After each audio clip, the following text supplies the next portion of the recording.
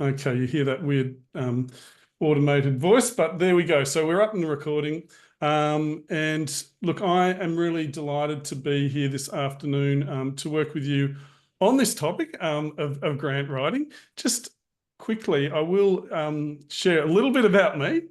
I've been in and around the community sector for over 20 years now, and this has included stints teaching in both in TAFE and secondary schools. It's also included a stint where I was part of setting up a not-for-profit social enterprise called YouthWorks, which worked with kids who are homeless or at risk of homelessness. This is down here in Melbourne, so I'm based down in Melbourne.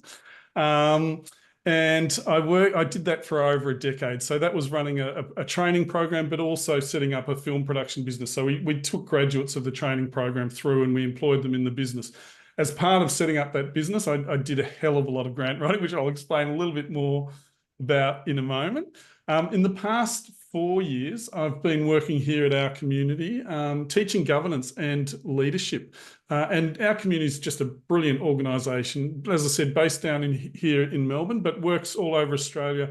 And we really provide training and support for the community sector. And I've just got a whole lot of enterprises that are there to support primarily community organisations to do what they do and do it better. And we've got lots of sort of tools and resources to help with that as well. And our community's been around for over 20 years. Now, in terms of today's topic, it's a grant writing, if you haven't had much experience of it, can be a bit of a learning curve. So I can certainly feel your pain if that's the case. You may have, and we'll find out who has had experience of it shortly. But in terms of my own background, I've written over 80 grants when I was in the role at YouthWorks. So that was over a 10-year period. You know, it was involved in, not all of them on my own, but involved in contributing to so many grants.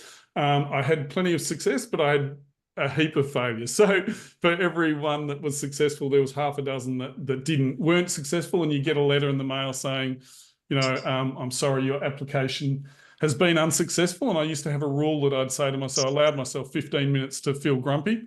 And then I'd kind of go, okay, I've got to get on with it. I can't afford to stay grumpy. And I'd move on to the next thing. And I'd also figure that I'd learned something through the process of doing the grant. So that was the kind of way I dealt with the pain of many unsuccessful grants, as well as many successful grants. That also means when you get a grant, of course, you have to what's called acquit the funding. And if any of you have been through that before, you'll understand that once you've done the funding, you generally then have to acquit it and show that you've spent it on what you said you'd spend it on and all of those sort of things. And so I've acquitted many grants over my journey as well. So just to give you a little bit of a sense of my background, and I'd love to, and I'll get to sort of get you to introduce yourselves shortly too. Also just wanted to, in fact, we might go straight to that now. So I just wanted to get a little bit of a sense of who is in the room. And what we might do is love people, is everyone able to get into the chat sort of function? So if you can see on your little, below, you should have a little chat icon. And if you're able to click on that and you're able to just type in who you are, your name, the business or organisation that you're a part of, and where you're based. And I gather all of you are coming up from the Tweed, region, Tweed Shire Council region. What your business does, and what project that you're hoping to get funding for, or what basically that. So are people able to put that in the chat? And I've got hi John. Oh yeah, Mary. I'm not sure if you saw that, but yes, the session is being recorded. Dawn, apologies, I'm in a hot desk, no camera. Okay, appreciate hearing that. No worries. Okay, so if people could take just a moment and just raise your hand if you know, the ones I can see anyway, know how to get into the chat and send a chat function. Irene, you're good to go. Nina, you're good to go. Jana, is it Jana or Jana? Jana. Jana, are you able to use the chat function? Can you see the little chat? I think so. I'm just having I've just put my name down. Yeah. have a go. Also, I'd love to, and look, actually great if people, I'm really open to chatting through this session too. I don't want to just be talking at you the whole time. I really love to hear a little bit about your situation. So Nina, from Queer Family based in Mullumbimby, we run community groups and events for the queer community because all ages would like funding to continue. Okay, great. Okay, so that's more in the not-for-profit funding, because I know this one has also been targeted to a particular grant, which we're going to be talking about around the business kind of space. But all the stuff we'll be talking about, there's kind of key principles. That's great. Irene, Tweed Valley Justice Association based in Tweed, looking for funding for a new website to advertise when and where our JPs are available. Okay, excellent. Oh, this is great. That's really great to get a sense for that. Tweed Valley Rollers, Sport Roller Derby, funding for coaching and developing new and emerging skaters, including youth. Katrina, Operations Officer at Aquatic, hoping to work on. Okay, brilliant. All right, so I hope people can see what's coming through. So this is really interesting. So we're getting some community orgs, which is brilliant, and I'd love to hear more about your projects that you're seeking to fund.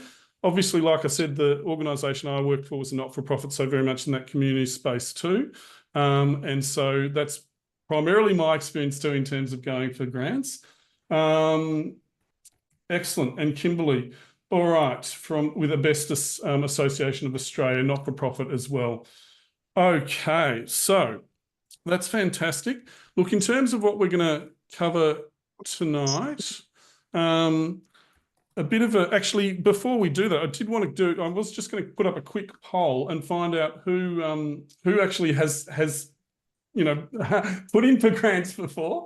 So I'll just let me raise that quickly. So I'm just going to launch this poll. It's very simple. There's just 3 things, but you should get to click on that. So have you ever applied for a grant before? Yes, I've done a few and have had some success, or no, never done one, or never, yes, but haven't been successful. So, okay, interesting. So we've got a few people here who have applied. Brilliant. Okay. That's excellent. All right, so I'll just share those results with you. So we've got 5 people here who have actually successfully gone for grants, which is brilliant. Okay, now stop sharing that and just make sure, has my screen come back now? Yeah, excellent. Thank you, folks. That's great.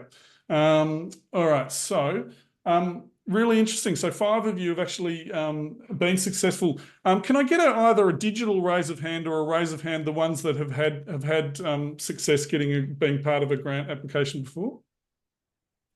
Oh, Jana, you've been. Katrina. yep. Excellent. And were you and Mary? Katrina, just quickly with you, were you the primary grant writer? Oh, can you hear me? Yeah, I can sorry. hear you. Oh, sorry. Your Okay, mic. am I there? Okay, so I've just typed it in there. Applied for an AED. I just applied for an AED, a defibrillator grant at the local footy club. So it's the only one I've ever done. Obviously we're successful and needed to act on that pretty quickly because they fill up pretty quick. But yeah, we're definitely looking at expanding my skills. Excellent. Okay, that's good. And that's having a good starting point, something like that. And I assume that wasn't too onerous, that type of application, hopefully. No, she was pretty basic and it has saved someone's life, so it did its job. Wow. Okay. Well, there you go. You can immediately see that's fantastic. Good on you, Katrina. Mary, are you able to talk? Are you able to? Can you connect? Yeah. Hello. Sorry, I'm just like doing the sneaky. I have a work meeting that I'm kind of. So I'll be popping in and out. Yeah, so I did a $20,000 grant for the company to run programs. Right. For that. Excellent. Oh, that's brilliant. Okay. Fantastic. Okay. And we had a couple of others who have, someone says the meeting is locked. That's just let me say, I've just seen a note from Vanessa. I'll just check and see what's going on there. Participants, enable.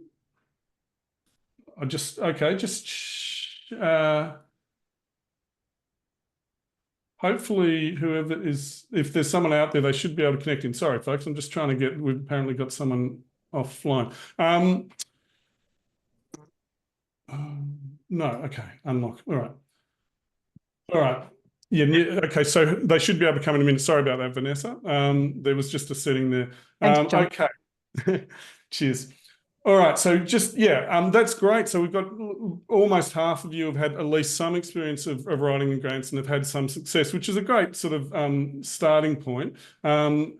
Obviously, you've at least had that to begin with. All right, in terms of what we're going to cover tonight, we're going to look at a bit of a funding overview, and this is really relevant actually for community orgs.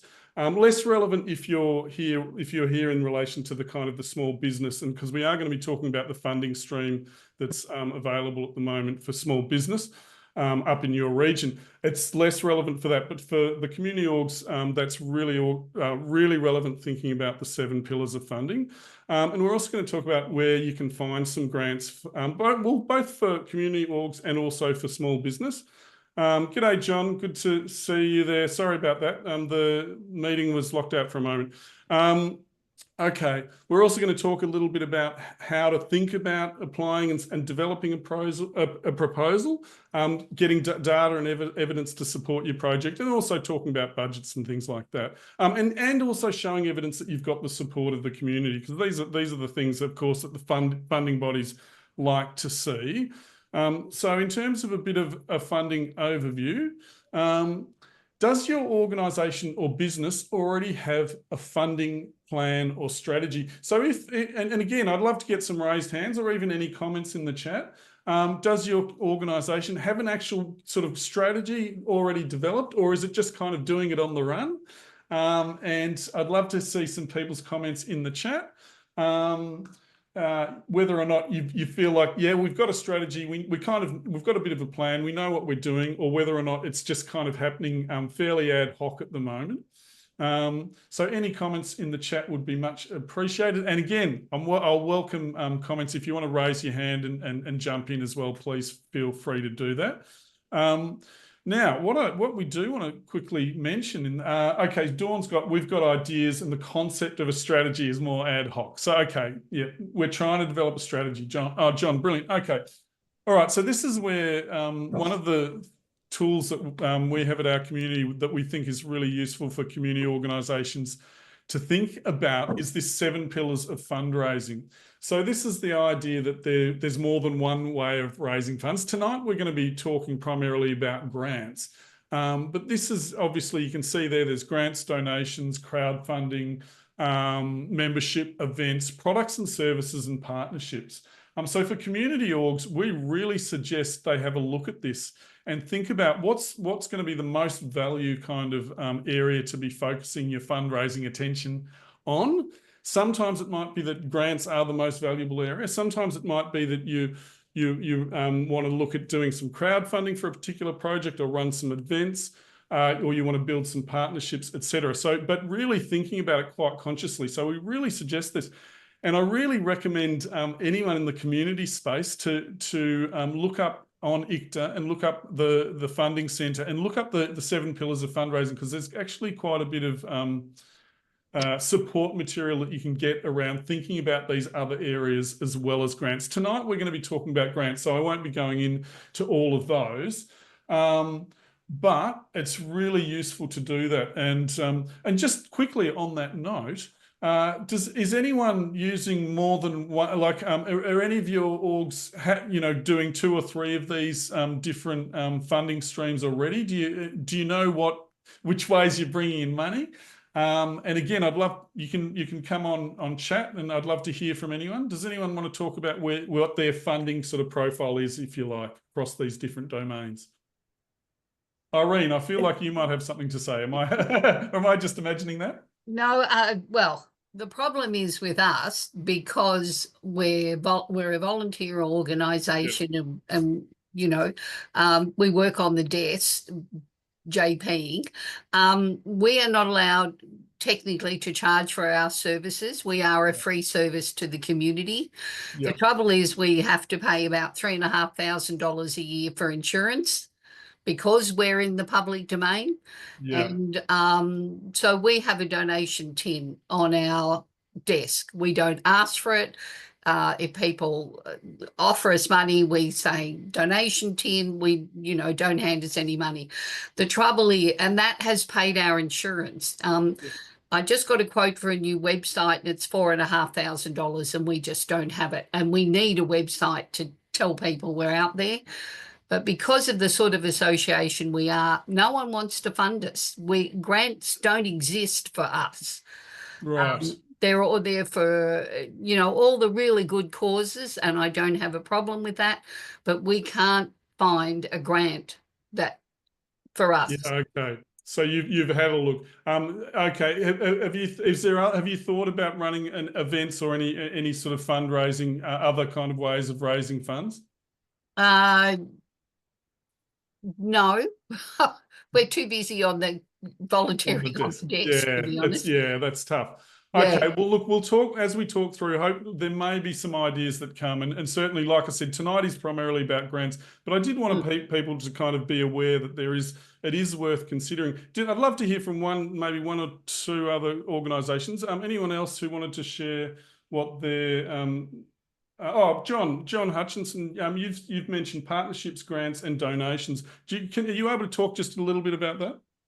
Yeah, well, we're a sporting organisation, so we've tried using the Australian Sports Foundation to get donations, and we're always on the hunt for any grants that might be available through the licensed club industry or that, or you know, just little events or partnerships. Our corporate partners, we try and raise some funding through them as well, but we want to be better at it, particularly the grant writing. Yep. Okay. Interesting. And so it's just again voluntary board and just some. You're on the committee, are you? Is that right, John? I'm part of the team, the management team, so to speak. Yep. Yeah. Great. Okay. Excellent. All right. Well, again, hopefully some of these ideas will certainly support you with that. Okay. So, like I said, we just think that it's really good to think about. We're not saying you should suddenly try and do all of these because each one requires you know, a bit of careful thought to actually bring some money back in. So, but it is good to bring some conscious thought to that for sure. In that respect, in terms of funding strategy, when we're talking to community organisations, we always talk about obviously aligning it very much with your strategic plan. Assuming you've got a strategic plan, I'm sure some of you may not have a strategic plan if you're really small. Even so, we recommend organisations thinking about even just having a one-page strategic plan where it's really about thinking about what do we want to achieve in the next 3 to 5 years and what do we want to say no to. And again, even if you're developing something quite simple, it just kind of makes your thinking a bit clearer and you know what you're kind of saying yes and no to. But always, of course, anything that you're getting funding for, you're looking to make sure it aligns with your strategic plan.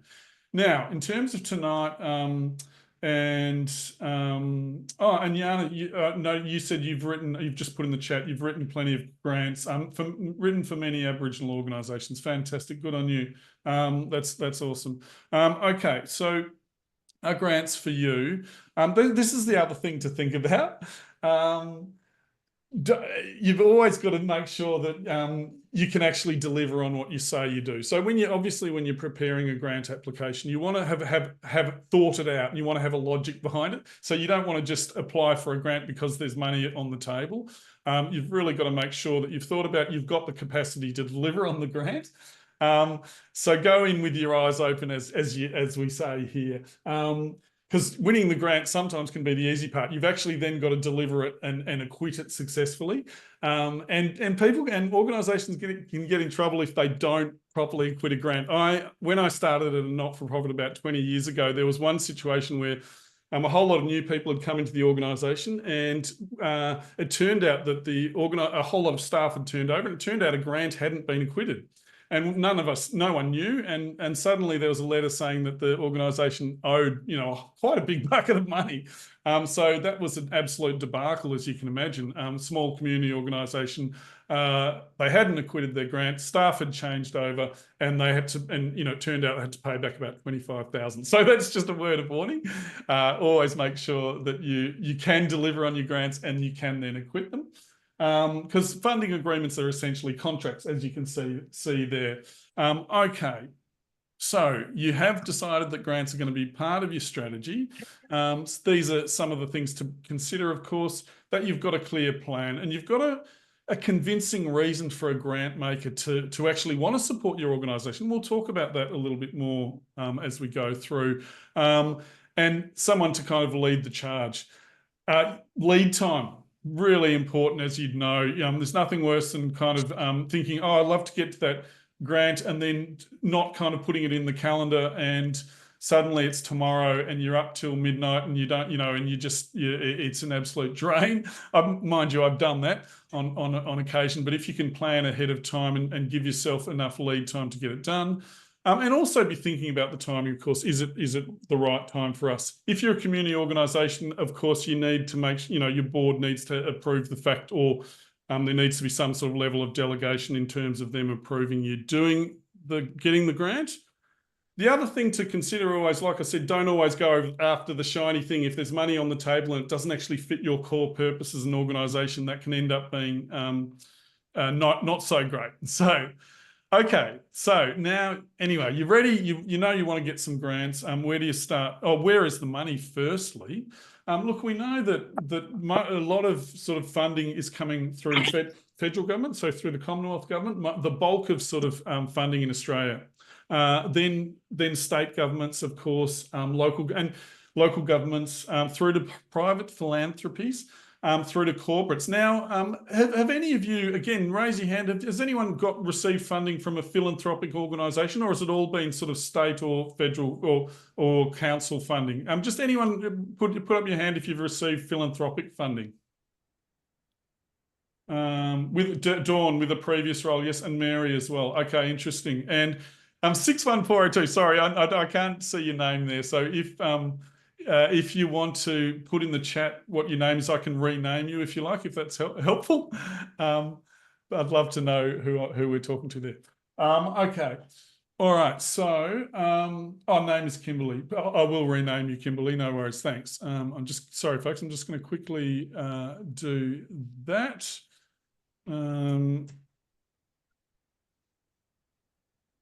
Excellent.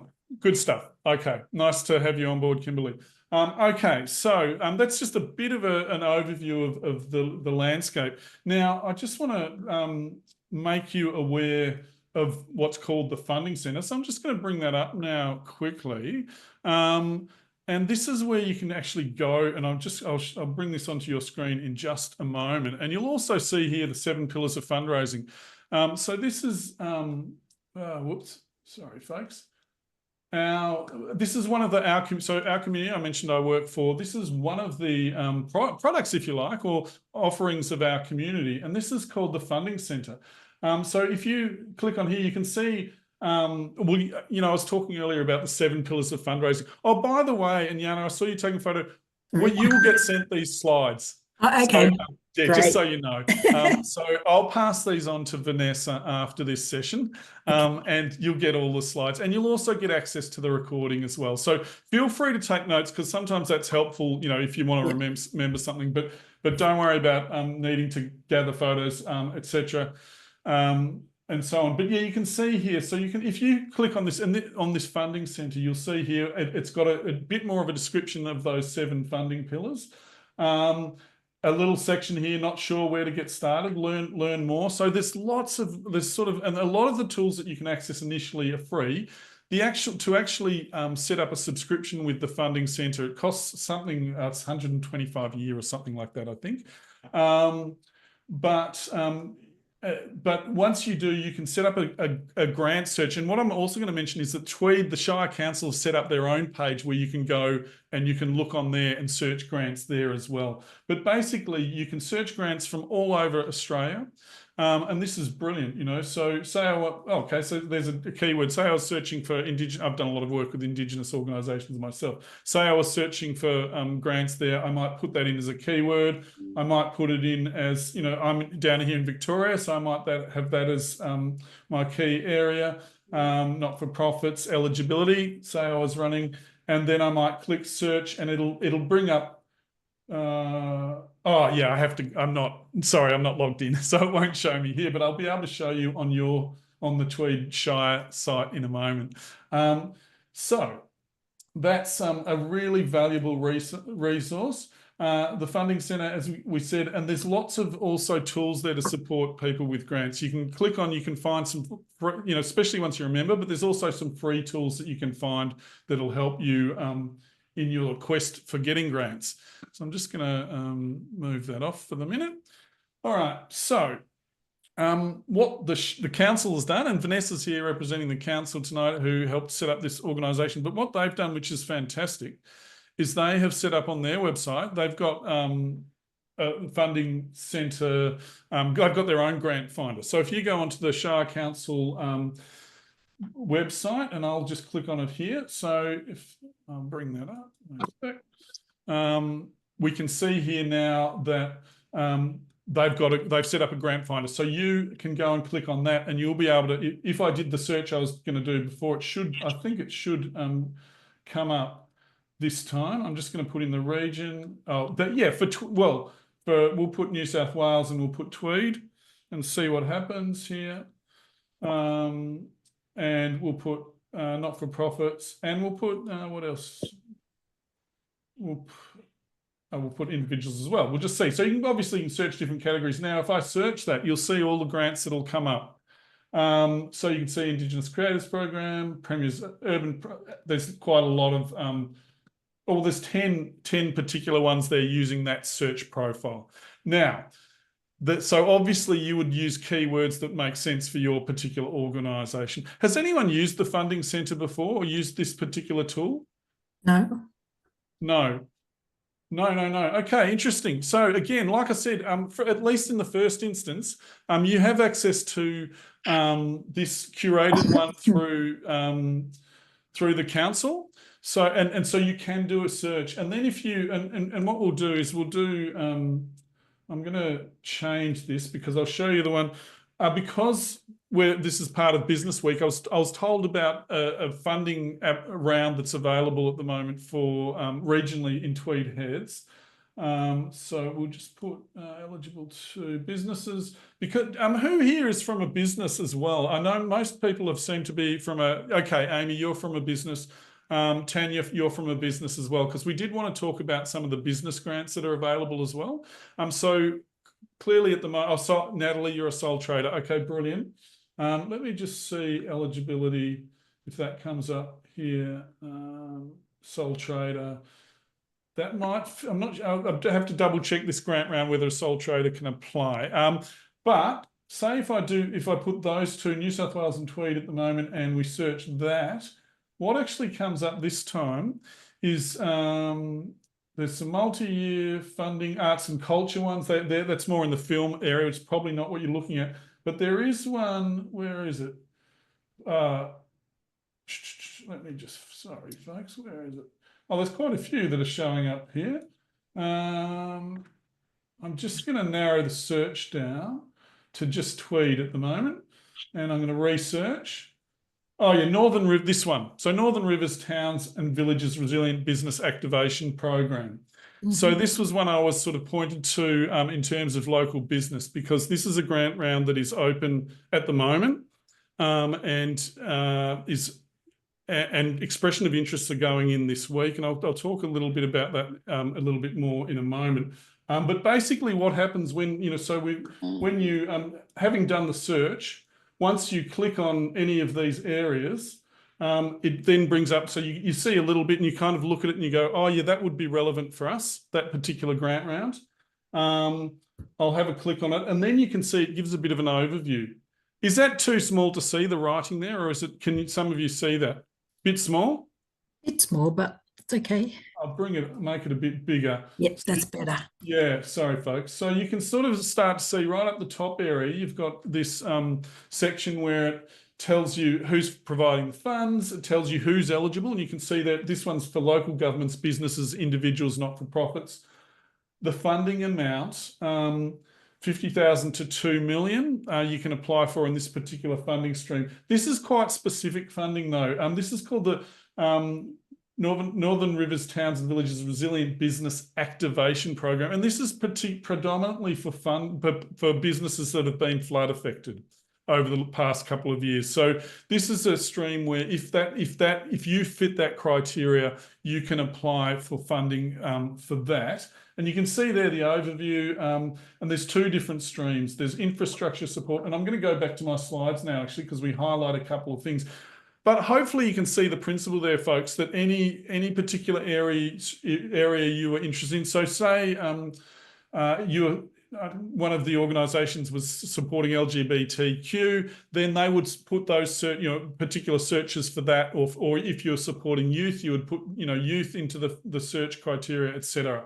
And that'll bring up what you need. Now I'm just going to move that one out of the way and come back here. So basically, if I keep moving through the slides, in terms of this business one that's local to your region, that's there. We've clicked on that. Always check the timeline, because you'll see there that this particular, the first part of this application, I'm going to explain what it means now. Oh, sorry, actually, I'll come back to that. The first part of this application is due in on this Friday. So you have got to, you've got to sort of move fairly fast if you want to put in for this one. But this is what's called an EOI. It's not a full application. I'll explain what that means in a minute. The other thing I want... sorry, was that someone asking a question, which you're most welcome to do, or was it just an accident? Was that you, Jenny, by any chance? Yeah, I'm probably talking to myself. Oh, good. I do that all the time. It's my wife always says, I hope you don't do that at work. Anyway, it becomes a bit of a habit. Okay, so apparently it's for intelligent people, by the way, Jenny. So. Oh. That's what I tell her. I heard that rumour was created by one of those intelligent people. Yeah, exactly. Exactly, Tim. Okay, so obviously the very first thing you want to do is check your timelines. And I'm just going to move to so if you click into this particular one, and I showed you earlier, and just it's going to bring up that. This is called this one says this grant program requires an EOI application process. Do people know what an EOI is? Yeah. Yeah, so it's an expression of interest. Yeah, sorry. Oh, Jana, what were you going to say? Yeah, no, expression of interest. Expression of interest. So some of you may have done these before. It's basically a two-staged process. So what that means is the expression of interest is open at the moment for this particular grant round. It closes on Friday, and you can see that here, two-step application process. And then based on the original expression of interest, they will then shortlist a smaller group, obviously, and then they'll approach them and say that we'd like you to do a more detailed application. And that's a full funding application once it comes to that. The expression of interest is actually quite short. So even though it's a short timeline at the moment, if you kind of know that that's something that you're eligible for, all the criteria, you've still got time to put in for that one. So just quickly, now the thing to notice with this one, Stream 1, which is infrastructure support for small and medium businesses, and we had a couple of businesses here.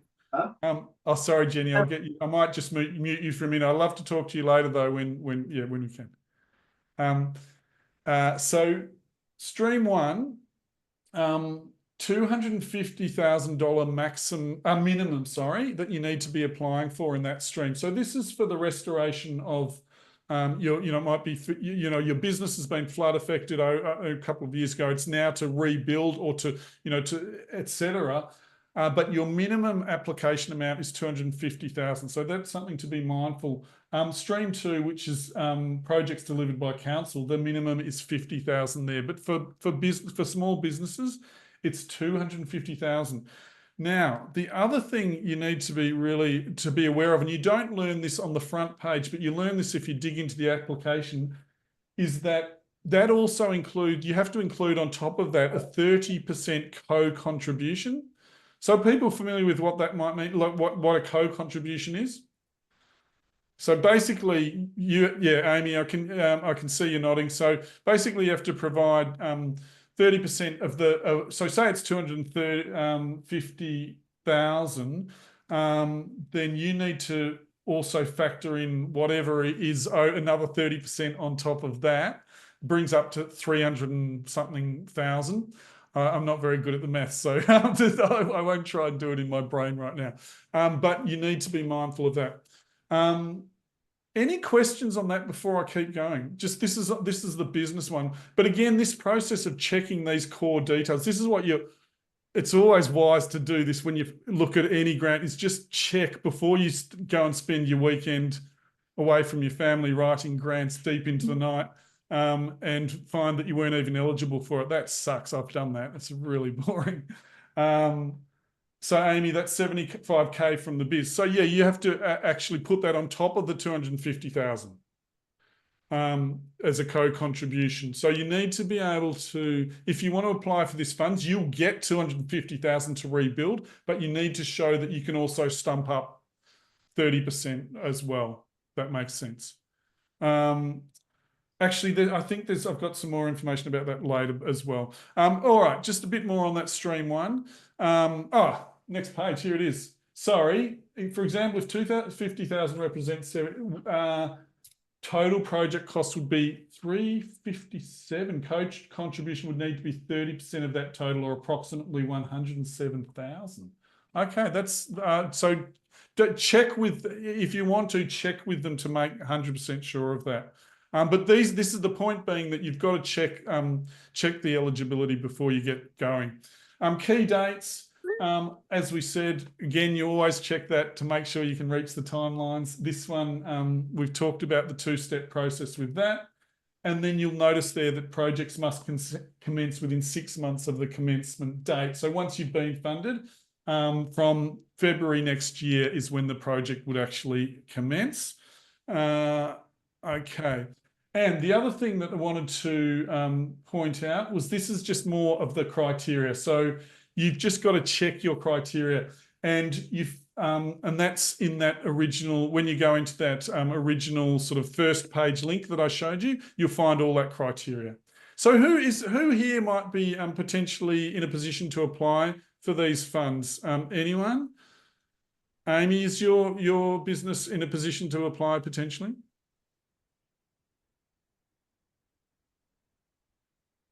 Oh, sorry. Amy, can you hear me? She's responded via the chat.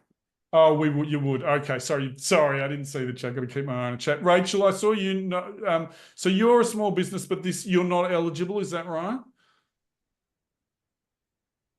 And Tanya, what about? I think you were a small business as well. Is that right? That's right, but not flood affected, John. So this wouldn't be relevant. Okay, so we've got to just double check all that criteria. So I'm just going to bring the criteria up for this one. Again, it's better to know up front and to have checked this than actually start your application. But let's just quickly, I'm going to dig into that criteria. So this is what from the grants guideline, I've pulled out the eligible criteria. Now, folks, the reason I've specifically focused on this funding is because we knew this was for Business Week. So we wanted to show people how they might approach this. But you'd apply this same principle to any of those other grants that you'd look at. You'd go and you'd find the, you'd look at it and then you'd dig into it to make sure you're eligible.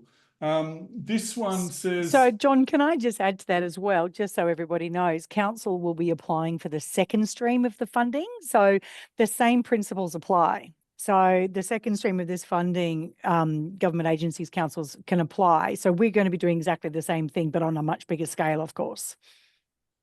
Yeah, brilliant. Okay, so you can see here, this is the example of the types of projects that business projects that would fit. And you can see it's funding for repairing or replacing fixed damage, equipment, etc., upgrades to storefronts, restoration, adaptive, etc. You can read, I won't go through those line by line because you can check those. But again, just make sure that you check before you start putting time into the application. Tweed Shire Council, obviously, you need to be eligible, need to be aware of those cost guidelines, eligible project costs, etc. So these are all the things you check before you even start writing the grant.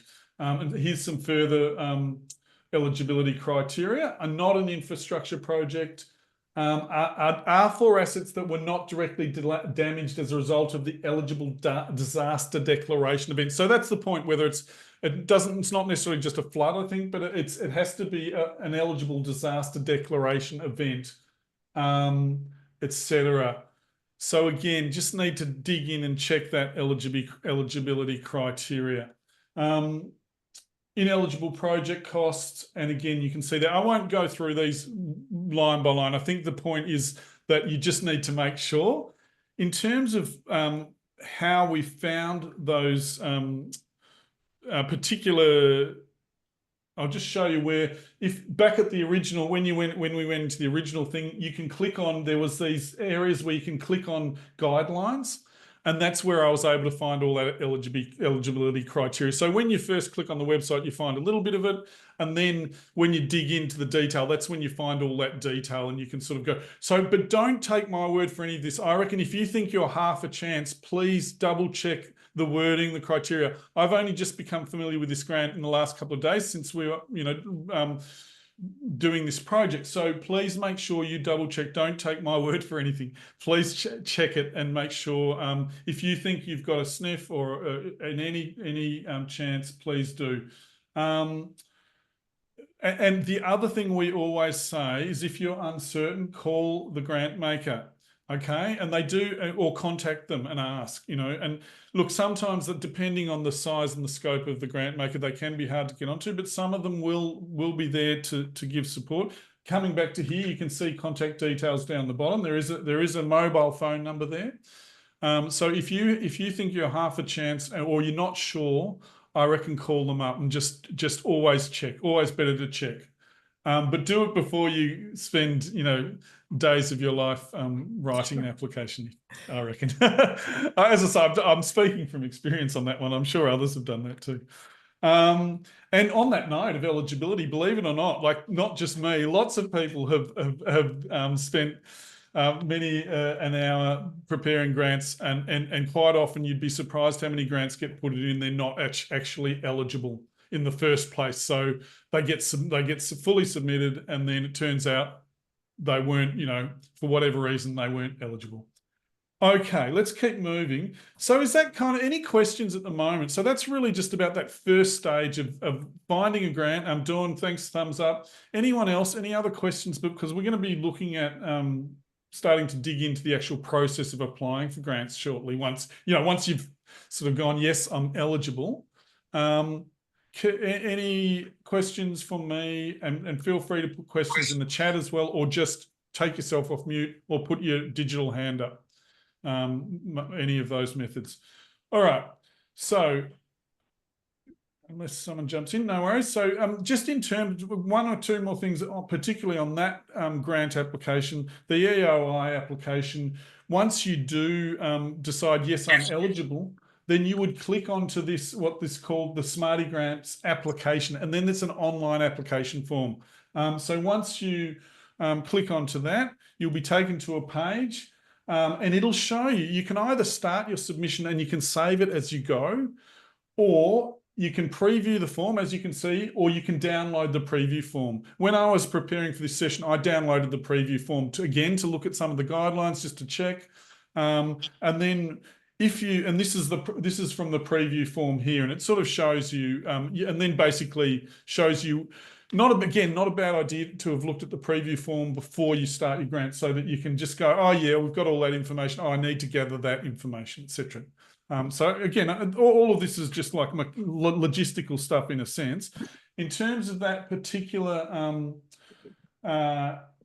one, the business grant, the main thing in terms of the expression of interest, it's just asking you to provide details of in terms of a writing exercise, it's asking you to provide details of your business activities and operations, how it was affected, and give us a bit of, describe how your community, how your business addressed local community needs. So you can sort of see that there. So if you did decide to do this expression of interest, that's what we would get you to do. Now, okay, sure for the EI, yeah. Okay, just to finalise that conversation on this particular expression of interest, basically you have to, if you are going to put in for that, you have to establish that you have legitimate business, had been in operation prior to flood damage, was or is financially viable. So you also have to establish that. You can verify the damage. So you'd need to show evidence of the damage. And you can also then talk about how your business addresses local needs, and you can make a co-contribution. So that's sort of the kind of key things that you need to be aware of before you jump in and apply for that grant. Like I said, if you think maybe or you're not sure, call them up. Okay, so folks, I'm going to call a quick break now. We're going to have like just a 10-minute break till 5. Well, it's slightly longer than 10 minutes, about 12 minutes. And then, because then we're going to talk about actually the writing process of writing a grant application and stuff, and start to dig into that. And this will become quite relevant for your community orgs as well as obviously we've been looking at that business one. But before we go to a break, any kind of questions or comments or anything, any confusion or anything you'd like me to try and clear up from what we've discussed so far? We all good? Sorry, John, there was just a question there on the chat about how do they determine an essential service? Is there a list of sorts? That question would just be directed to the grant people themselves? Yeah, I think go to them. I mean, like I said, I kind of did what I could to kind of understand the eligibility criteria based on going through those guidelines. But I would suggest dig in yourself, read through the guidelines, and then go and call them up if you think, etc. Thanks, Sue. Okay, anyone else? Any questions before we have a quick break? All good? Awesome. Okay, well, let's be back here at 5. We'll be ready to go again and start. So now's a opportunity to grab a cup of tea or something like that if you want to. And then we'll get into the rest of the session and we'll talk about actually developing your story and developing a proposal. Awesome. See you soon, folks. So quick break. Back shortly, and I'll just stop the recording for the minute.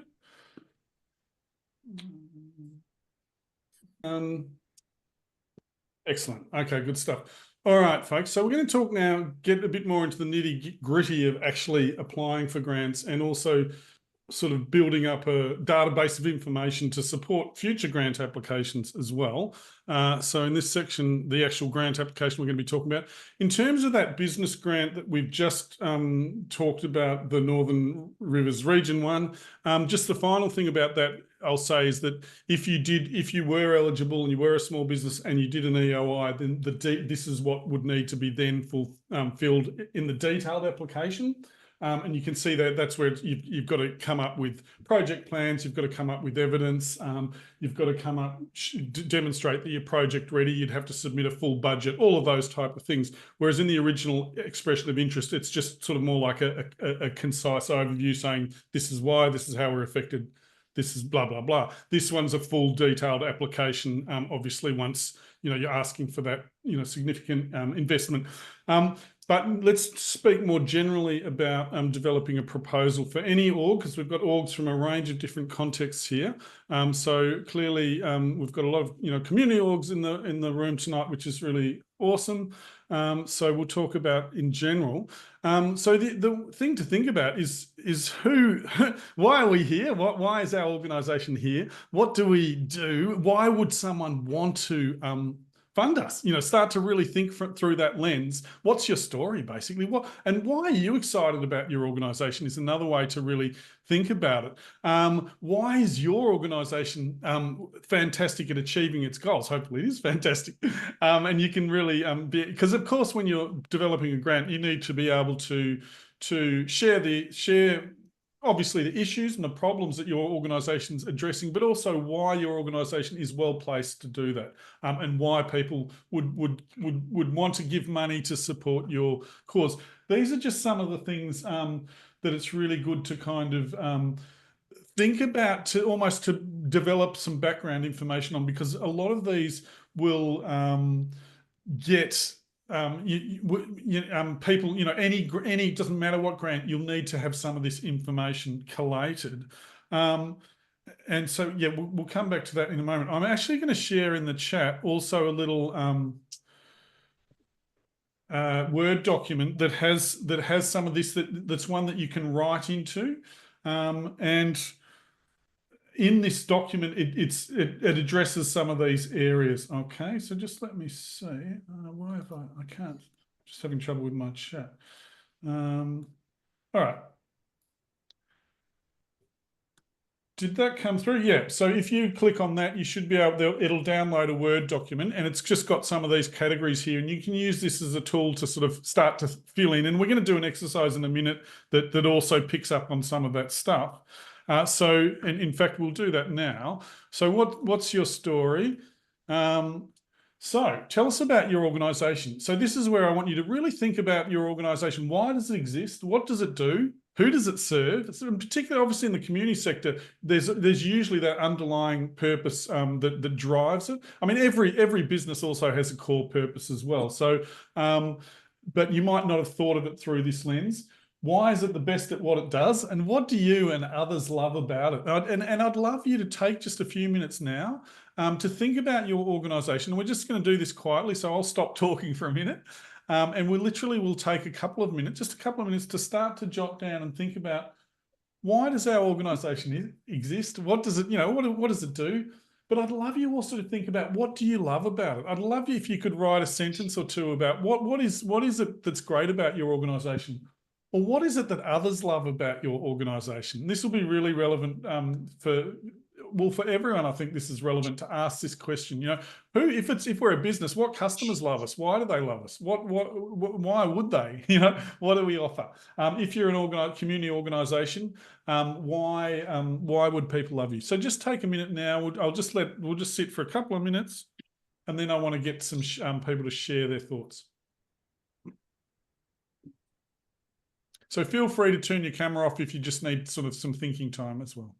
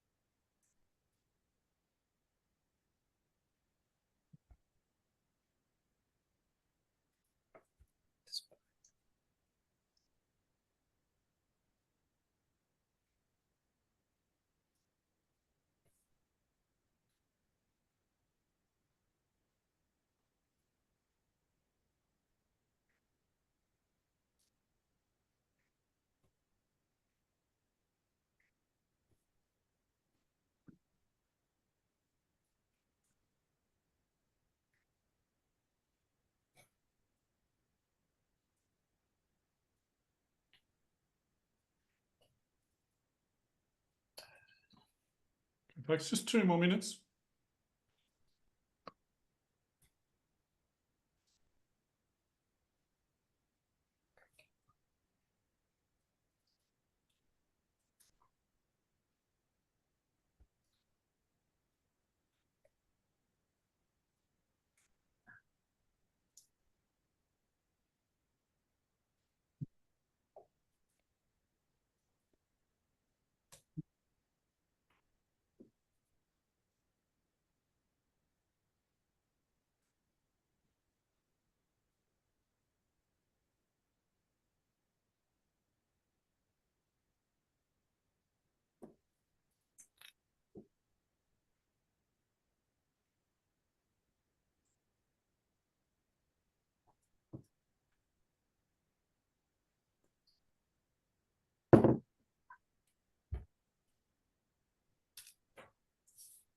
And John's put in the chat there. Okay, we might just stop noting down there for a minute and reshare your cameras, those of you who are happy to. And again, I'd love to hear from a couple of people. If someone's happy to share just any of those dot points that they got down, love to hear about a couple of the orgs. Is anyone happy to share with us verbally? John's put in the chat, we use sport as a vehicle to bring about connection and positive social change with the communities we live and work in. Beautiful.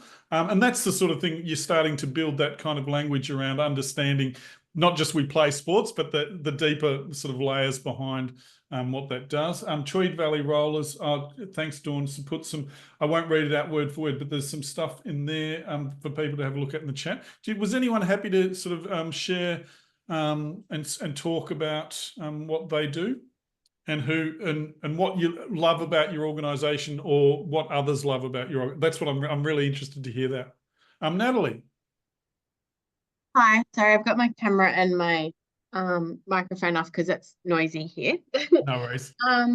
My business supports people with disabilities and mental health challenges. Yep. And so it exists to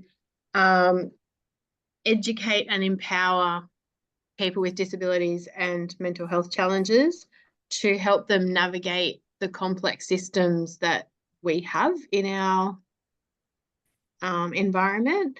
Yeah. To advocate for those who need it but don't understand how to advocate for themselves, and to develop those skills in them. So it's a lot of empowering people, yeah, while I'm supporting them, advocating for them, and educating them. And I also do counselling as well on the side. And Natalie, what do you love about the organisation? Like, if you were to speak, what do you love about it? Seeing people more confident in their own abilities. Yeah, absolutely. Fantastic. And what about, could you speak to, is there others, people you work around your community, what do they love about it? Or what is that stuff you can draw on? Helping families navigate the NDIS, which is an immensely challenging process when you are trying to cope with a child's diagnosis, for example. Some advocacy around a student that was being bullied by a teacher at school, and so they then were more confident and happy to go back to school and felt safe that that was no longer going to happen. Yeah. And with the counselling and mental health, just people who are have better strategies with coping and more able to deal with the challenges that they're facing, because often those challenges aren't going to go away. So it's about healthy coping strategies and mechanisms that you can implement to deal with those challenges better. Yeah, absolutely. Fantastic, Natalie. And have you put together grant applications yourself in the past? Not yet. I've only just started my business, and so it's at the can I make money out of this stage. Right, okay. Is it so it's a business, not a not-for-profit, is that correct? Yeah, sole trader. Yeah. Okay, interesting. All right, that's interesting. So it doesn't seem so that you have a slightly different criteria than to a not-for-profit organisation who obviously can apply for funds in different contexts. So but it's really important that you can articulate what you do and get people involved and bored and excited about it, obviously. Mm. Yeah. And a lot of the people that I work with can't afford to pay me, which is why I want to start applying for grants, is because a lot of the contract work I'm doing is, for organisations that get multi-million-dollar contracts from the government, but I'm not eligible because I'm a sole trader, even though I have the knowledge, the experience, the lived experience, and so many qualifications. So Natalie, one thing you might want to consider is if there's an organisation that could auspice for you and you could apply for funding that they could. Are people familiar with auspicing, where a community organisation might auspice a grant through them and you actually deliver the grant? They would take some kind of an auspicing fee. Generally, it might be anywhere between 10 and 15%, or who knows. But Natalie, that might be one option that would open up potential grants. You'd need to have a relationship with that community organisation though, and they'd obviously need to, have that trust in you too. So you'd need to build that. Employment contract. Yeah, I hadn't heard about that. So yeah, I'll look into it. So that's where Thank you you. would, you'd, like I said, you'd need to do some relationship building with a community organisation who would be prepared to auspice on your behalf. And like I said, they would take some of the fees. They'd probably require you to do most of the actual grant writing and stuff. And then if it was successful, they would take probably an admin fee because they're ultimately responsible for the grant, if that makes sense. But you could always start off with something quite small initially and just try and build your chops, so to speak. Yeah. Anyway, Thank you. sorry. I'll keep moving. I can see there's some other people have put in the chat. I'd love to hear. Is anyone else happy to speak about their organisation, what they do, who loves them, or what they love about them, what they love about your organisation? It's actually not a bad exercise to do as well, just to articulate. Anyone happy to? I don't mind. Oh yeah, fantastic. I've only been with the organisation I'm with, the Pottsville Community Association, for about 3 weeks. Oh wow, okay. I'm very new with them. Yeah. I've only been in Pottsville for about 4 months, but I selected, out of all of the different little organisations there, I selected it because it tends to be the overarching one. It's actually I've put here, it's passionate about positive change. Yeah. It struggles along, but it's been really instrumental in setting up a community centre, a men's shed, a croquet club, like a range of things. It doesn't run them. They all run independently now. It doesn't own real estate, so it doesn't have like a place of its own to run its business from. Yeah. But they're doing things like recently they've had some issues with young kids, so they had a meeting with the police. So we're working towards developing programs to, encourage young people not to misbehave because of, the effect that's going to have on their life in the future. So that's the sort of thing they do. So I think it's pretty good. But they haven't been writing grants. Are they not-for-profits? Do they have not-for-profit? It's a not-for-profit. Do you know if they have DGR status or not? So which one? Do you know if they have DGR, deductible gift recipient status? Do you know? I think they do. If they do, that's a great help. Yeah, I think they do. They battle a bit with council because, everybody has different expectations. Of course. And they also understand, they work really closely with council, and that's what we want to do, is develop get some funding so that we can work with council to provide some funding for flood management. Okay, great. Because council doesn't have that money. Yeah. So if we can bring in some money that can do some of that stuff, but work with them, we can 100%. I mean, and that's a great option too. Working that sort of thing. Council's a great and option. other things too, things like there's not really much for youth to do in Pottsville, which is probably why there's a little bit of trouble going down. Yeah. And so what we'd like to do is make things like youth orchestra for some of the kids that are doing that more accessible, because they're having to drive an hour and a half. So they're the sort of projects we're starting to look at. And Brilliant. we're having a meeting on the 14th to actually start to develop a grant strategy. Okay, brilliant. And we'll talk in a minute. We'll talk about identifying a problem and then identifying solutions and then how you start to build a case around it. So hopefully that'll be helpful, Jana, for that. But again, it sounds fantastic what you're doing. Look, we will keep moving because there's a bit of ground to cover. But just another thing I wanted to mention is this tool. This is a great tool from our organisation, our community. It's called the Grant Seeker Template Tool. And if you do a search online, I forgot to put the link here. I will try and put it into the slides when I send them to you. But if you do a search online, Grant Seeker Template Tool, ICDA, ICDA, that you will find that, and you can just download it. It's a Word document. And you can, it really is asking you to collect, it sort of suggests that you kind of pull together your kind of generic information that you're going to need on any grant application and pull it into one spot. Because I know I used to write grant, I would write them, fling them all over the place. I'm not very good at filing. So I'd have files here and files there, and I'd be pulling from this one and this one. And really, if I'd done this, it would have saved me a bloody truckload of time. So it's just, again, one of those useful things. If you can pull, you don't have to use this particular template, but if you can create a file where you pull in all the kind of key information ahead of time so that you're ready to, when the grant, the grants come around, you're half ready to already apply, if that makes sense. So great tool. I really recommend that. Now, preparing your case for funders. we're just going to use a made-up organisation just for a minute to talk about this idea of problem solution, which, Jana, is very relevant to what you were describing a moment ago. So this one's called Organisation Amazing, a Sudanese Australian community organisation. And they want to decrease the incidence of Sudanese youth going into interaction with juvenile justice system. Okay, so again, similar to some of the things you were talking about, Jana, where they're trying to put things in place ahead of time so that people don't end up down that pathway. And they also believe finding meaningful employment would help. So in this case, we always say to people, what is the problem that you have?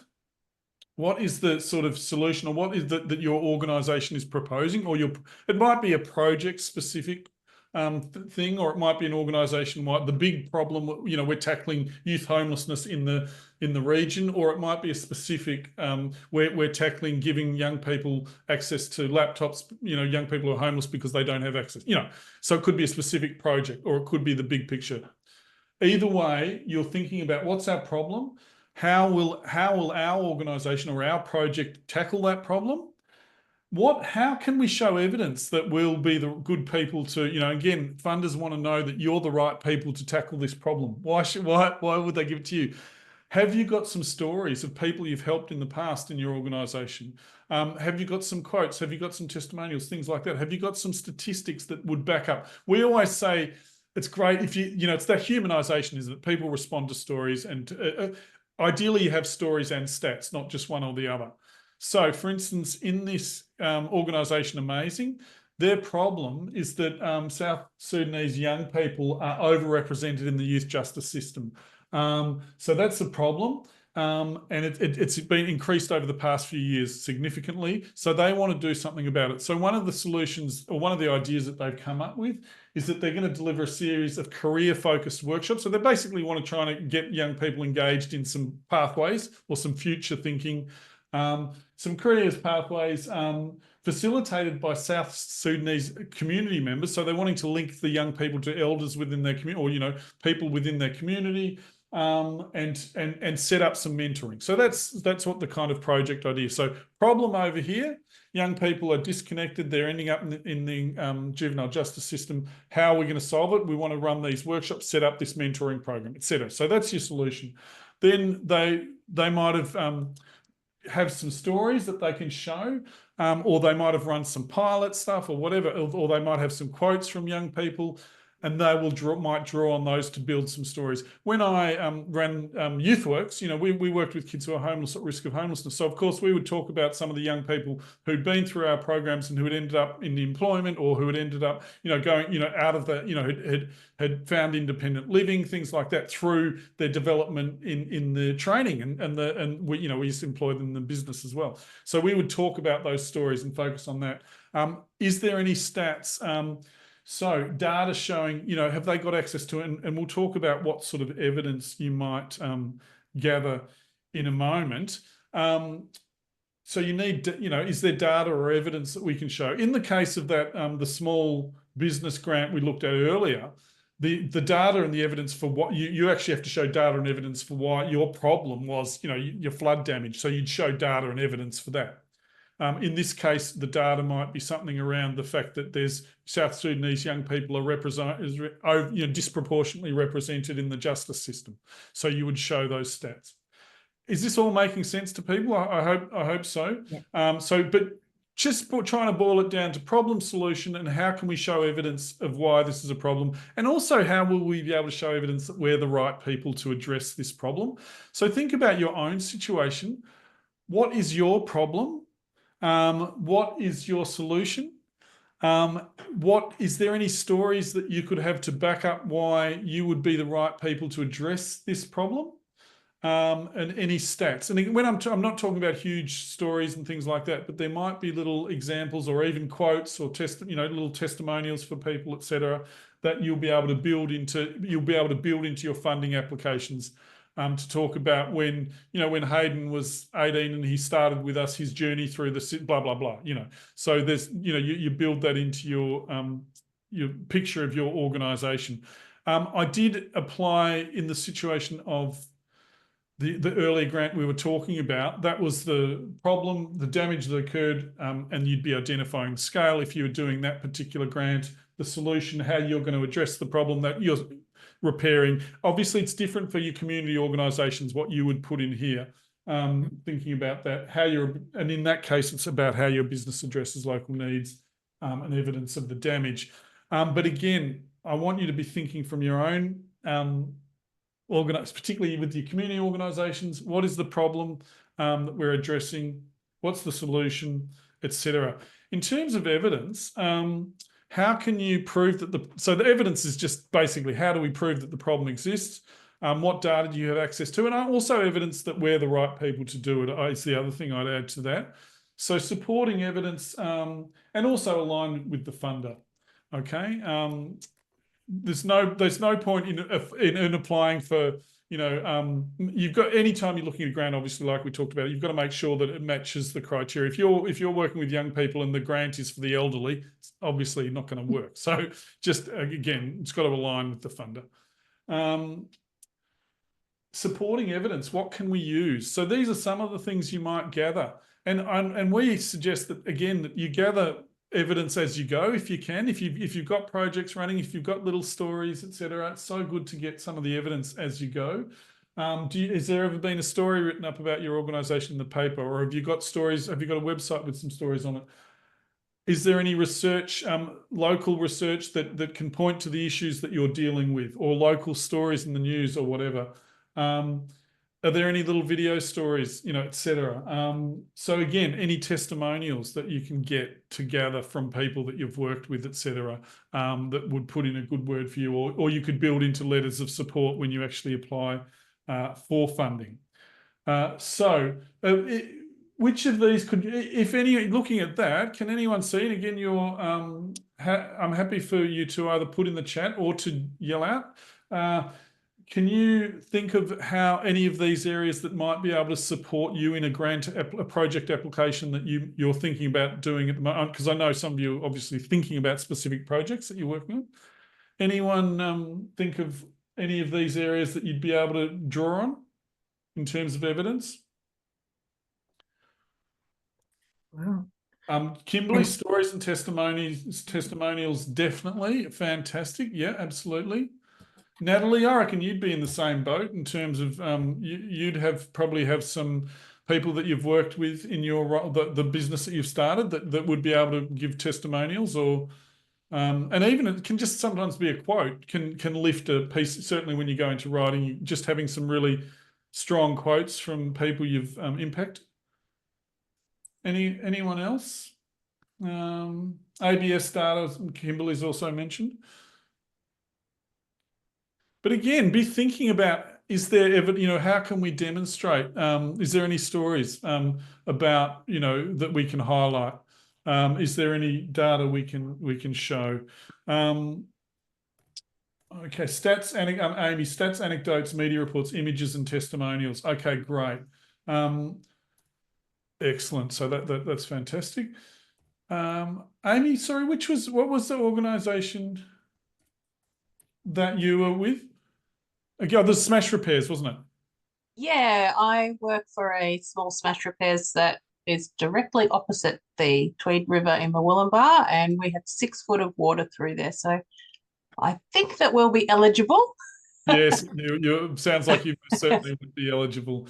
And look, I don't know if you've already looked at the project guidelines, but I'd suggest for you it's on face value 100% sounds like you're eligible. And like you say, that first part of the application, which is due in on Friday, is just the big picture. But then you'll need to do it, and where this stuff will become more relevant if you got selected for the short list. Yeah, just tough going, I think, for the small businesses with like that amount of money. That's a lot for it's a lot, isn't it? For us. we need some large equipment replaced that we can get to that value. Yeah. But for others, that would just put them out of the running when they I really know. could otherwise do with the help. Yeah. Yeah, and look, when I initially looked at the overview, I thought it might be just 50,000, which would probably be ballpark for some of them. But unfortunately, in that stream 1, as you saw in the eligibility criteria, it's 250 minimum. So, yeah, so glad you highlighted that. Thank you. Yeah, well, it was look, again, that's the beauty of having made mistakes myself in the past. You know, you dig in and you check the criteria. Yeah, 100%. But yeah, hopefully you at least can apply for that one. But again, folks, it's just really useful to be thinking, and if you're running projects in your you know, say you're running a workshop program with young people, great if you can gather some images. That obviously they have to give permission for them to be used, but also great if you can get some feedback or some quotes or some testimonials or any data you can gather as you go that you could use in your grant applications down the track or on websites, things like that, can all build your case. All right, let's go into talking about what funders are usually looking for. So this is the kind of criteria that they're funding bodies. There's basically these sort of 8 kind of key areas that nearly any funding application will seek to some degree or another. Project brief, project rationale, obviously activity, what you're actually going to do, who's going to benefit from it, what you expect your sort of outcomes are, and how you would measure the impact of that or the success of that. So these are the things to be starting to think of when you build a project ahead of time. So, for instance, I'm going to show you an example of building a project idea. So, a new community building. So this is just an example. So this would be for a community up in Yarrabah, up in Queensland, and again, it's a fictional project, but starting with the question, what do you want to do? That say the community has said they've identified that they want to build a community building, and they're going to do it in partnership with an early, you know, you can see here, they're going to in partnership with an early childhood provider, youth services, etc. We've identified a need for a modern multi-purpose, blah blah blah, community centre. And this will be a beacon of hope and support to one of the most socially disadvantaged communities in Queensland. So they've identified there that it's a very disadvantaged community, and they're going to obviously try and build a case for why it's important. So that's the part of the problem, that they've got a community that's very disadvantaged. So what's their project rationale? So they're trying to solve it partly through building this community centre. When you're writing a project rationale, you want to try and make your case with some evidence and some urgency, and specifically mention who your beneficiaries or the specific impact areas are in the rationale. So this might be some evidence that you've pulled together to try and argue the case, and then you might build this into your funding application. So again, you're talking about the fact that Yarrabah is a disadvantaged community, and you've actually got some data there to support that. So that's building some of that project sort of rationale in the background. And you're going to then think about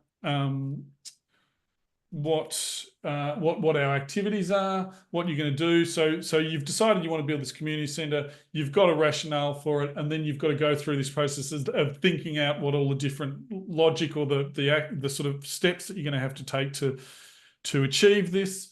So what do we need to do? What do we need to do, etc. So you start to kind of map that out just for your thinking.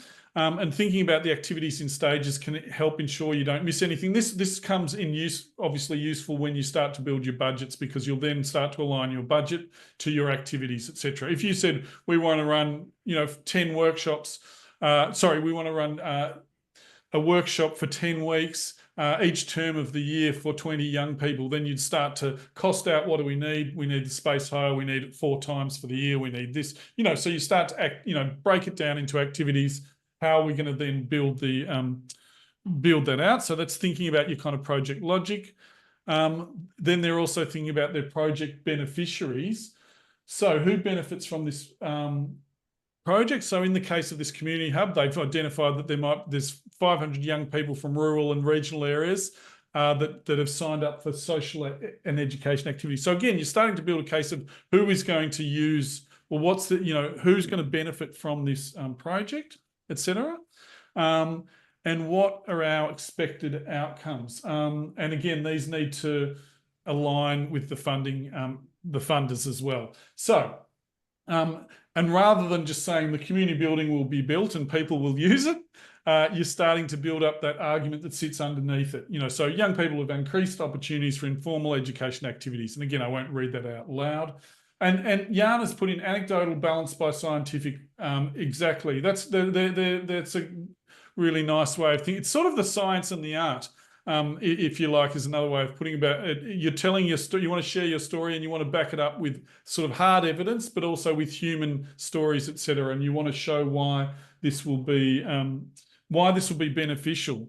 And also think about what are some of the measures of success. So you might be arguing in your case that we believe that there'll be an increase in youth employment, etc. And we'll be looking at feedback, etc. So you build in what's some evidence that this is going to be successful, etc. Now, one thing I want to mention when you're writing your grant applications and building your kind of evidence, we've talked about problems, solutions, how we can back it up with stories and stats, and how we can show who's benefiting. Has anyone used AI at all in any of this kind of area? Because, there is ChatGPT and it can, with some caveats, you've got to be very careful that you don't overuse these things. And I have issues with some aspects of AI, but there definitely can support some approaches to, some help, can provide some help with grant applications. Has anyone considered this? Has anyone used ChatGPT or anything yet? Just curious. Any thumbs up? Amy, you have? What have you used it for, Amy? Just curious. I just recently used it as a basis for a little thing that went in an article. Yep. For the paper for the business, just because it pulled together all the things that I would want to do so much quicker.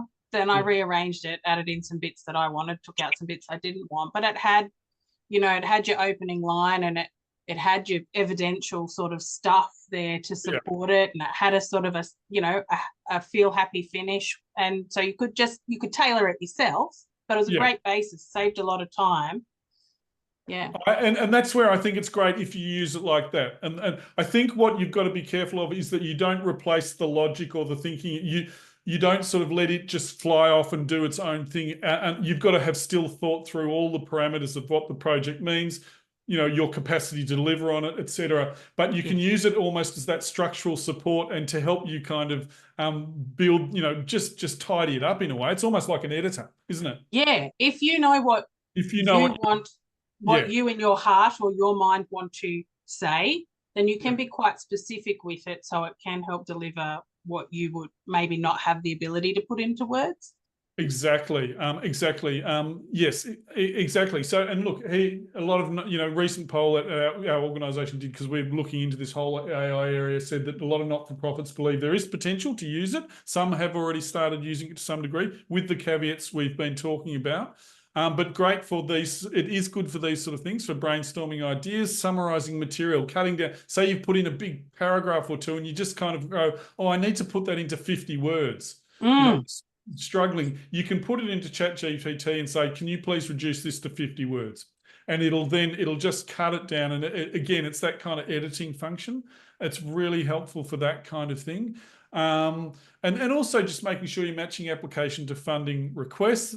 Again, you can give it certain prompts. So if you haven't used it, folks, it is free. Like, you can access it online, ChatGPT, and you can create your own. You can just create your own login, and you can put in little searches. You can put in little requests to it, and it can be quite, like Amy said, it can be really useful.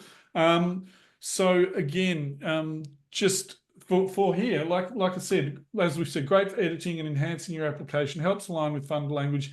But never just do an AI draft and submit it. You've got to really make sure that you check that it's it's absolutely on point.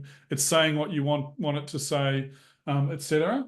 And be careful too, because AI doesn't always get it right either, like us humans. Can I add something in there, John? Have you heard of please. the Goblin tools? Have you heard of it?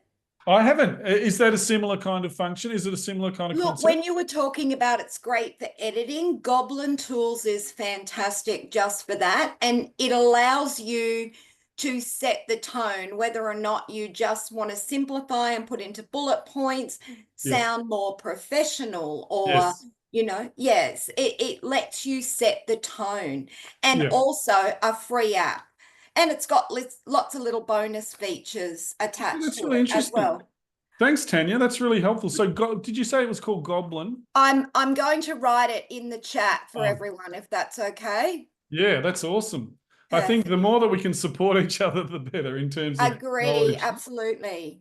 Yeah, 100%. Okay, so you can see here in this little box we've put some suggestions, and like people have said, you can ask it. You can put in a paragraph, say, and you can ask it. You can say suitable for a New South Wales government grant, and see what it comes out with. You know, it just might change a couple of words around here or there, or more engaging and impactful. Again, as long as it's aligned to what you're, you know, don't let it write your application. Don't let it do the thinking for you. Just let it do the editing. You can, again, some more commands you might, or some more suggestions you might make to it. Like I said, you might sometimes the funding application says write a 50-word overview of your project, and you've kind of got an 80-word one, and you just go, I can't figure out how to squeeze this down, and it might be able to do that for you. So that's where it can be really, really useful. I'll show you an example now of. Remember we talked earlier about the South Sudanese community project. Well, this is an example here of original text that I put in for the, that we, designed, and then we actually put this into ChatGPT, asking it to make it more professional. So again, you could have given it a different suggestion, and you can see in the middle there what it did. I won't read it out now. You can look at it in your own time. But then we asked it from that to reduce it to 100 words. And then you can see in the bottom how it took the original thing, it sort of chunked it out, and then it's actually turned it into an 100-word one. And again, it's still based on the original thinking, but it's quite a useful tool to be aware of. Okay, and as we said, make sure it's not a magic bullet. Cross-check material generated. Don't, if it throws up some sort of research or something, make sure that you check where that's come from, things like that. And we don't suggest sharing personal or identifying information too much, etc. And also there's some articles because we were at our community, we've got a whole team and we've got a whole lot of enterprises, and we've got some people who are in software development and stuff, and they've been looking into AI. And so if we click on this link, there's a answers bank talking about some of these type of issues. Oh, that's about sample answers for grant applications. Sorry. Please provide, so again, this is a great resource. It shows you some different samples. And so this is really useful to look at if you're thinking, it just talks, gives you examples of other grant applications that have been successful. And you can kind of look at it and go, oh, I see what they're doing there and how they're framing that. And it just gets you better at articulating your own grant. So that's useful. And then the other thing, check out the art of the AI prompt. So this is another link here. And that's not our website, but it's talking about how to work with AI there. So again, that's just another useful website link that you can have a look at if you want to, if you are considering using these tools. Okay, what else? So then look, we're getting towards the sort of tail end. So I'm just going to quickly now talk about a couple of other things. Obviously, you've developed your problem, your solution, your activities, who's going to benefit from it. You need to obviously put all of that to a budget. And that's why earlier we looked at that activity breakdown, and that becomes where you start to think through, okay, if we're running 10 workshops in, one a term, we're going to need for 2 hours, it's going to cost us this much in facilitators, it's going to cost us this much in the room hire, it's going to blah, blah, blah. You match it up to all the activities, you do your maths, you match out the timelines, etc. And then, of course, put all your items of expenditure under the kind of appropriate cost headings. And and then add in a percentage of overheads as well. Think about things like that. You know, there might be, to run the project, you might want to add in sort of an admin fee, an overhead fee, etc. And often you might try and build in some sort of contingent, you know, a couple of % for contingencies and things like that. Sometimes it can be useful to cost out volunteer time, or also think of in-kind. People familiar with the term in-kind support? Yep. Yeah, so in-kind support is where you've got your organisation might be donating or you know, putting up the space for free, or it might be doing this, or you've got staff who are working on it who are, you can cost out their time, or you've got volunteers working on it.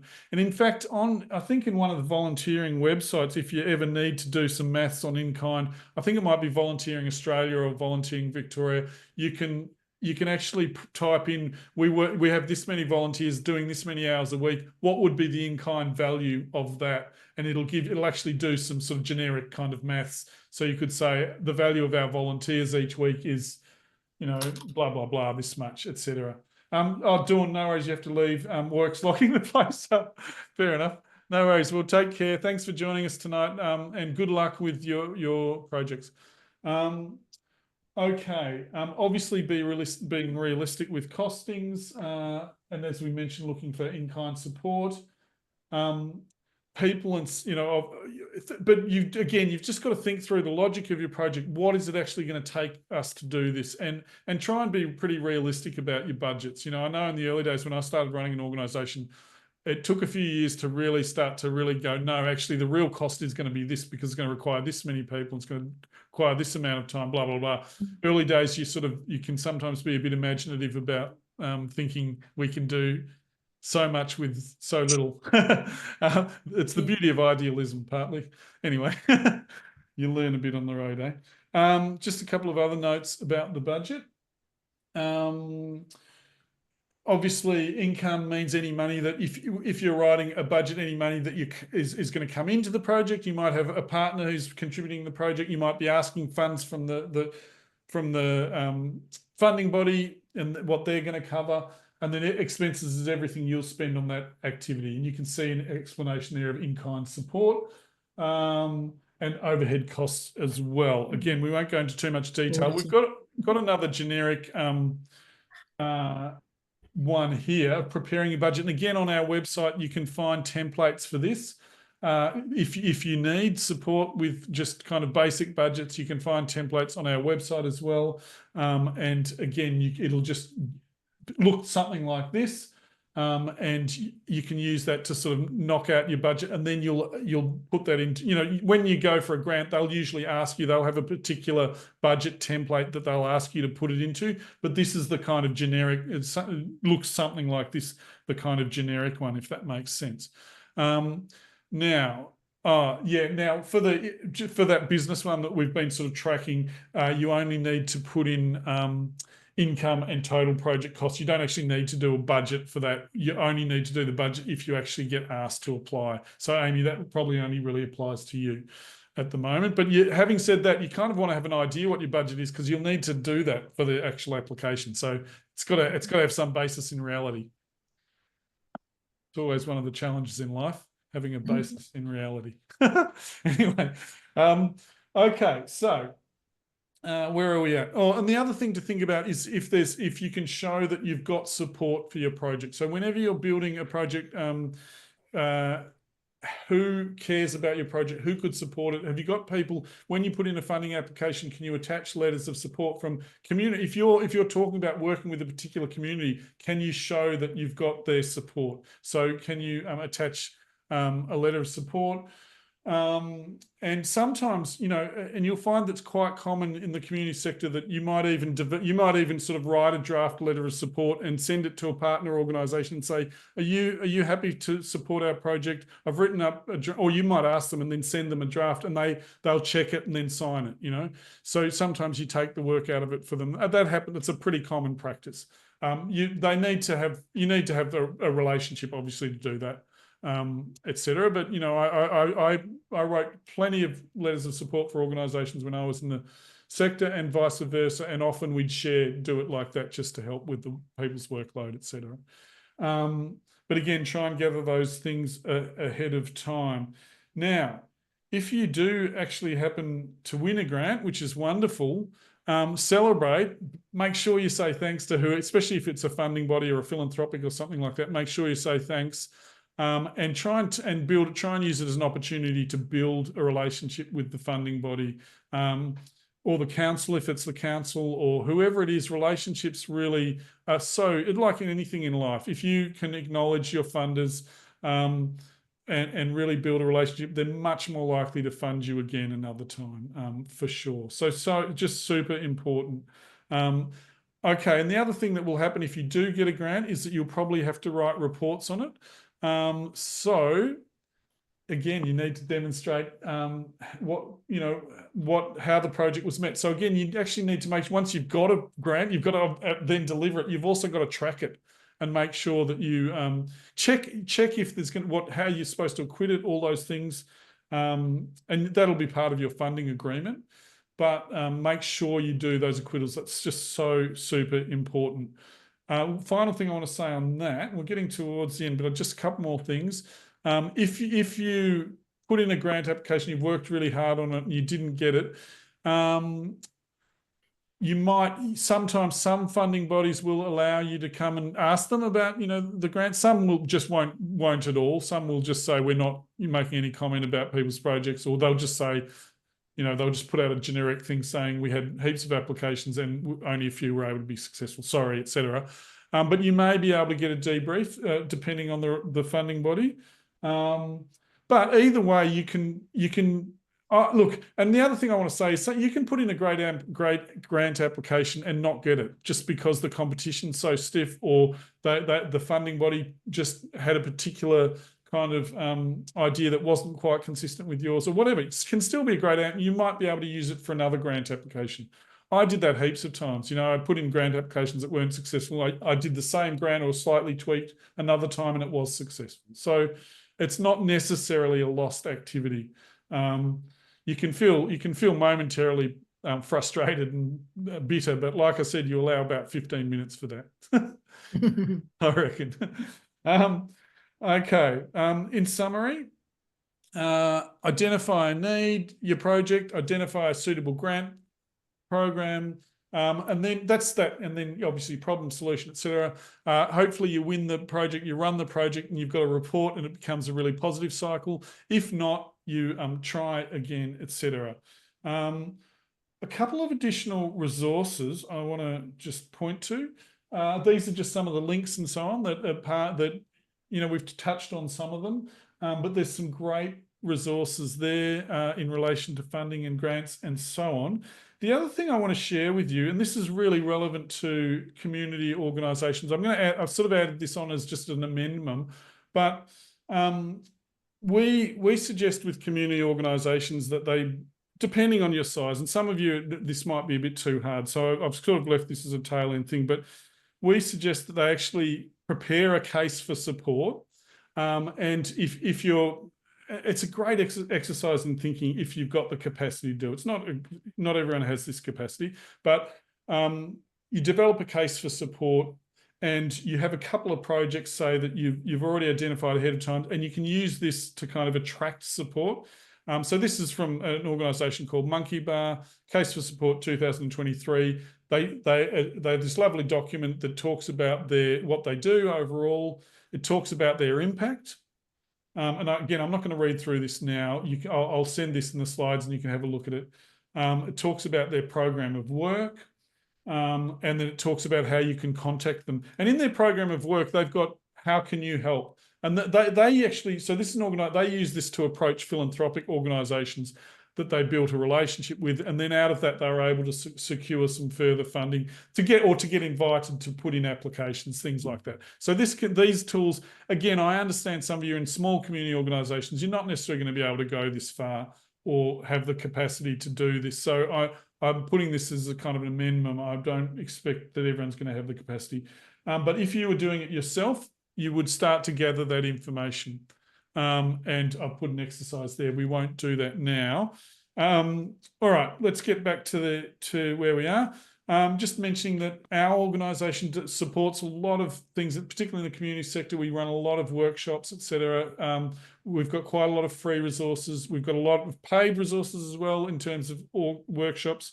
Membership is free if you want to join, so you can use that. And again, you'll be sent these slides.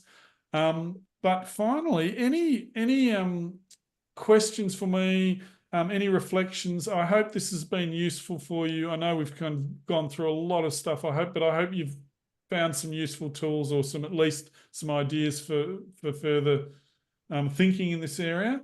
But yeah, any reflections you're welcome to put in the chat, or any questions for me before we finish up.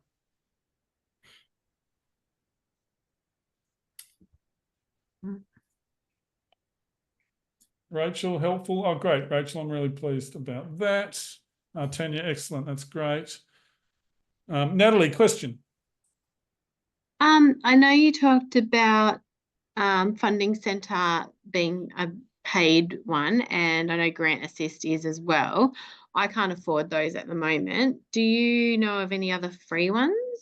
Well, with the Funding Centre one, I showed you that the Tweed Shire Council has got on their website. They've actually made it available for your local area. So you can type in there, at least for ones that are local to you, grants and stuff, and New South Wales and Australia-wide. It doesn't have it doesn't give you access to the full database, but it gives you access to some for free, because you can just go onto the Tweed Shire Council website. So let me, sorry, I'll just see if I can find that again. Yeah, I've written that one down. I was just wondering if there were any others as well that you knew of. Not that I'm aware of that are free, that offer this amount of kind of access to grants. But you can always keep an eye on the council. Vanessa, do you advertise grants on your website for the council and stuff like that? So we use the program called Smarty Grants. That's available on our website. It's only a new feature. It's only been, I think, implemented in the last maybe 3 or 4 months. It's actually really good. It encompasses, it wouldn't be all of the grants available, of course, but a very vast majority. So chances are, if it's not on there, it might be some sort of obscure grant, but that's got a lot of information on it as well. We subscribe to that, so we actively pay to have that subscription, and they get automatically uploaded. So those grants on there come from a whole range of different areas, and they're all compiled together in that one space. So it's a really effective tool to use. So I highly recommend getting onto that and having a little bit of a look. Thanks, Vanessa. That sounds amazing. Yes. So, and then look, thanks, Natalie. Any other questions or comments or reflections? Could I just ask a question, John, if that's okay? Just in regards to, should there be, so people applying for a business grant, is the approach generally the same whether you're a not-for-profit or a business owner? Is it still fundamentally the same approach as what we discussed today?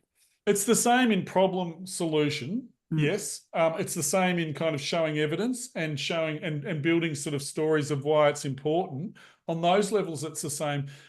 But the difference is that there's not nearly as many grants available to business as in the same capacity, because obviously the grant space is predominantly focused on the community sector and the not-for-profit sector, and then quite a lot of grants also require DGR, DGR, deductible gift recipient status, which I meant to explain earlier. So quite a lot of grants say that you have to have that to apply as well. So you've got to check that eligibility. So business, but the principle of problem solution and how you're going to fix that solution, that's what applies across the board. Does that make sense? Yes. And another thing that's been brought to my attention about this particular funding as well in regards to the flooding is that some people may not be eligible because they have already received some funding. So that's something to be mindful of too when you're going through your initial stages of looking at whether you are eligible for funding. Make sure that if you have received previous funding before, that you check that out as well. So that's another important thing to keep in mind. 100%. And that's why I kind of almost laboriously went through that tonight, to just go, anytime, whatever grant, that's the first thing you always do. Just kind of go, oh, yeah. Oh, no, damn. Or you go, yeah. All right, now I've got a hard weekend ahead of me writing this bloody grant, which is awesome, exciting. But yeah, so basically always do that eligibility check first. But yeah, it's really in terms of the kind of pairing it back to the idea, problem, solution, why we're the best people to do this. So the more you can build the story of why we're such a, our organisation is so well placed to do this because of these skills, these capacities, because we impact these people. This is the evidence we can show, etc. So that's the kind of nuts and bolts. And then it's the laborious work of actually pulling that all together. The other last tips, just reminders, is if you can centralise this information, if you work on one grant, then start to collate in, keep the information centralised, keep the best bits together. You'll use them again in other grants, etc. It's the other bits of advice. Like I said, that grant seeker template tool gives you a good idea of the sorts of things you'll need. But yeah, look, good luck, everyone. Like with whatever you're doing, it's always so inspiring hearing what people are doing. I know people here also for flood damage and things like that, which is awful. But so many great community organisations, obviously up in your region, doing fantastic work. It's like anything, you get better at it. The grant stuff slowly. But yeah, any last questions, or otherwise I will we'll wind up. You were quite so much, John. Thank you. Awesome. No worries. Did you, Vanessa? Pleasure. Good luck, everyone. Good night. Yeah, good luck, everyone. Take care. Thanks, John. All the best. Okay, thank you. And Thank you. Thanks, everyone. It's good. I forgot. Really good. I did forget. We're supposed to get feedback. If people, sorry, I'm hopeless to this. Feedback. If people have a minute, just take that in QR. There's a few questions. Some of it's generic. It's not really specific to this. There's some generic questions that might not apply, but whatever you can answer, if you can, that's great. It'll also be in the slides, and we'll send the slides through. Thank you. Awesome. Got it. Brilliant. Thanks so much. Have a Take good care. night. Thank you. Bye. Bye. Thank you.